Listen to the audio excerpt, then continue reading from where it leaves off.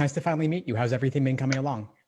Um, it's been very busy, I will be honest, but lots of resources. So I'm never at a lack of where to turn to if I need help. So, but yes, I'm on day 3 of the 6-month schedule, I believe.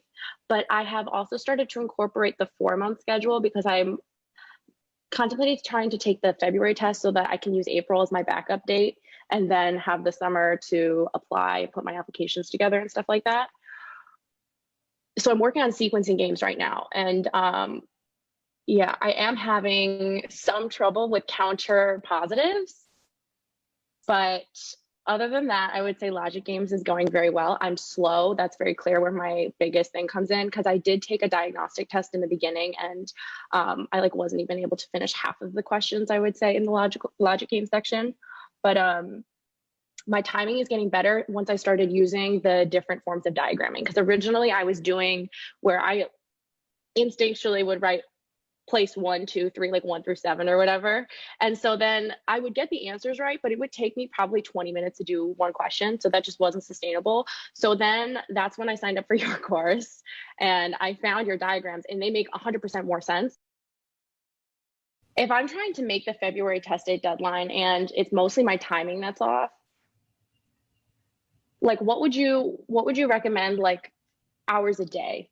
Because this is the only thing I'm doing. But I don't want to burn myself out because February is like a little bit more than 4 months away. Yeah. I would recommend max 5 to 6 hours a day. Absolute max. Maybe 4 to 5 is better. Of course, you're taking breaks throughout and you want to make sure you have plenty of time for quality of life things because burnout is real, especially when you're able to study full time. So set hard limits for yourself, block it off in your schedule, and also block off the breaks and other things you want to do. Yeah. And then in terms of like, if I want to like really address this, because I know in the schedule that you sent me, which was the 6-month schedule, it's like everything's untimed in the beginning. I am nervous that like I'm not, because I did take I did a conditional sequencing problem today and it took me 9 minutes, which is still like over the thing. So well, hold up a second. 9 minutes when your average is 8:45, right? So we're talking about 15 seconds here. Yeah, but I didn't get time to like go back and check my work. It was like I barely finished at 9 minutes. So if I'm taking the test, I could imagine that taking me more like 10 minutes because I am not a great test taker. So I am really worried about the factor of time. So just, do you have any recommendations in terms of things that I could factor into the course schedule in addition to watching the lesson videos and following with the daily routines? Like how can I add time things into there? Should I do timed prep tests, timed sections? Yeah, great questions. First, I want to stick on the timing individual games though, because I never recommend timing individual games.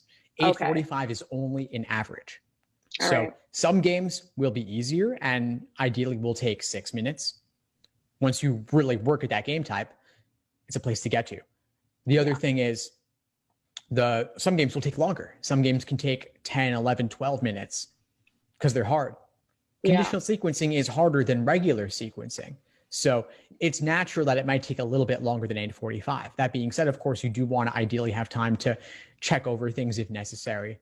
And you always want to improve timing to whatever extent you can. And the very simple way to do that is to add in some timed logic game sections. I don't have you do timed exams until later in the process because why take a timed exam including reading comp when you haven't touched reading comp yet or haven't learned enough about reading comp to build that foundation? But once you've covered games with broad strokes covering the major types, then of course you could add in timed logic game sections, and I have that in the schedule as well.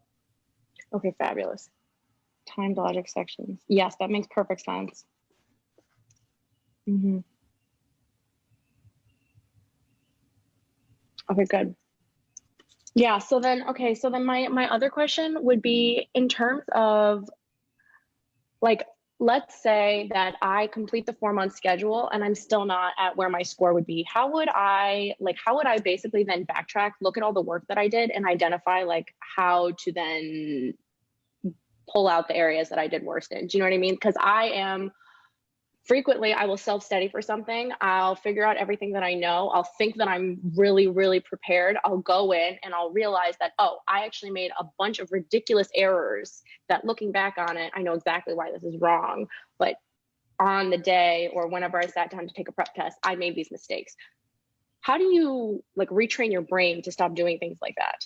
Like sometimes I still make mistakes in sequencing problems, how I diagram them, because I'm diagramming them how I used to and not how I should be sometimes. And yeah, so sometimes things like that. So looking back on, let's say I'm at the point in which I'm taking time prep tests.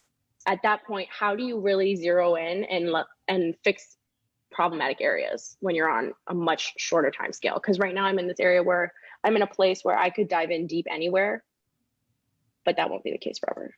Yeah, well, it's all about your review process and what your review process looks like. And so figuring out where your misunderstanding is coming from, if it's misreading a rule, if it's not having the proper kind of setup, if it's not approaching the questions in the right order or maximizing use of previous work or making inferences up front. Those are things you always want to be looking at after you complete a game. So how much, okay, so if you were to, I know I read this in your article, mostly it's understanding where the error comes from. But a lot of the time when I understand where the error comes from, I already immediately understand why that is the case. And then my brain doesn't quite make the correction. It just immediately assumes the role of, oh, well, the correct answer is blank, so nothing else makes sense, obviously. But then when I look at the problem again, my brain starts at the bottom, I start my logic reasoning, and then I get to the wrong answer and I make the same mistake twice. So how do I change that? A lot of it's going to be repetition and then focusing enough on the exact process and where exactly your misunderstanding came from. If you focus on it deeply enough, then doing the same problem an hour later or a day later or a week later, you would catch yourself ideally. Okay. Yeah. So just repeat, rinse and repeat. Yeah. Fabulous. Those are all the questions I have. Do you have any like major tips in general for anyone studying for the LSAT in this time? And you would also say that it's likely going to be the LSAT Flex in February and April, probably, right? So two things. First off, LSAC actually announced already that February and April are both going to be Flex. Oh, fabulous. So you know those are going to be Flex. Yeah, so they're posting prep tests for LSAT Flex soon, They've right? posted two already. They posted a Flex version of Prep Test 73, and they've also posted a sample of the May 2020 LSAT Flex.